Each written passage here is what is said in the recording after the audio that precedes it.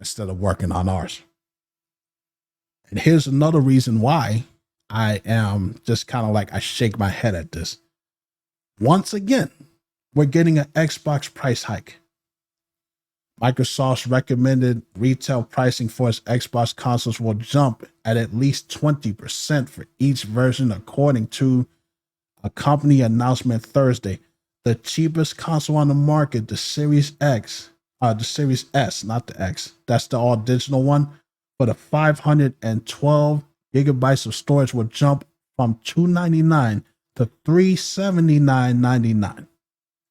A price hike of more than 26%, while the version that has the 1 terabyte will jump from $349.99 to $429.99.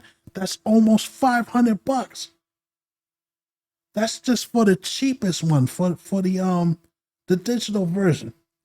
The Series X and the digital X will raise $100. It says the digital version will go from $449.99 to $549.99, and the Series X with the disc will go from $499 to $599. That's $600.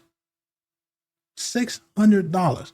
Microsoft said it will also raise prices of some of its games to $80 in time for the holiday season, following in Nintendo's footsteps after it raised some of its game prices to $80 in April, breaking the previous industry standards for a $70 game. Microsoft did not mention Trump's tariffs by name in its announcements. They called it they cited market conditions and raising the cost of developments as a reason for the price hikes. Are they out of their fucking mind? Excuse my language. You already, make this make sense to me. Explain this to me, chat. You already have a hard time selling your console already. A lot of people are not buying the Xbox consoles, whether it's in the US, whether it's in Canada, whether it's in bumfuckaroo, whatever country. Nobody's buying it. So their brilliant idea is to be like, we're going to raise our consoles so damn high that we're going to make sure that nobody can buy it at all. That makes absolutely no sense to me. And it's like I said before I even got started, it's like Microsoft is trying to kill off the Xbox. They're trying to get people to say, we don't want you to buy it. We don't want you to play our stuff. It's Sega all over again. Y'all remember when Sega came out, when the Sega Genesis came out, it was a heavy hitter. It was a good competition to the Super Nintendo and the PC Engine, and all of that stuff was out there then. Nintendo was moving on. They announced the Nintendo 64. What was Sega doing?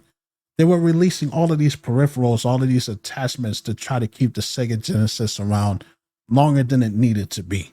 The 32X attachment, the Sega CD, which bombed because nobody bought that shit.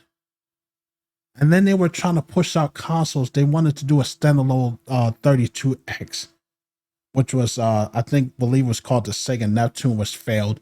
By the time they got to the Sega Saturn, which was actually a great console, they had made so many stupid ass decisions, they didn't really have much money left. So when we finally do get a great console like the Dreamcast, by the time we got to that, they were so far in debt that the Dreamcast only lasted 2 years. And, so ends the story of Sega, because they haven't made a single console since then. And the Dreamcast, I believe, came out in 1999. And it was done by 2001. My point is, I'm using that as an example. It's like, what the hell are you doing? Like, why are you making these stupid ass decisions? There's no point in that. There's no point in raising it that damn high when you already know that people are not buying your stuff to begin with. And it's the same thing with the damn subscriptions. They're taking advantage of people. That's all it is. They blame it on this tariffs and all of this shit. It's bullshit. They're taking advantage of the fan base, man. And at this point, if the Xbox dies off, they get exactly what they deserve, man. Because everything that they've done, for, you know, from the hardware to the pushing the subscriptions on every damn thing. Even LG TVs have it, to putting all of their exclusives that were only for Xbox fans on other consoles. And now this, Xbox is done. Xbox is done, and you might as well just call it a day. Take the Sega route and just make games for other consoles, man. It's over. It's over. Yo, rant over. It's bullshit, man. I'm sick of these companies taking advantage of us like that. Xbox is also losing a couple of video games on May 31st.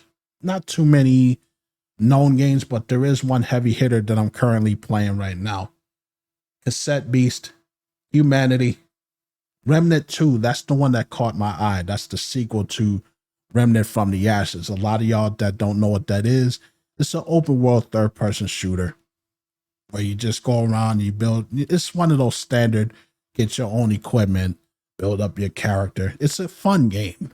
You know, if you guys haven't played it, I got both of them on my background back here. They're also losing Slave X, which is a Terminal Afterthought. I don't know what that game is. And they're also losing Fireworks on the PC Game Pass. So not as many games as PlayStation, but still losing some of these licenses.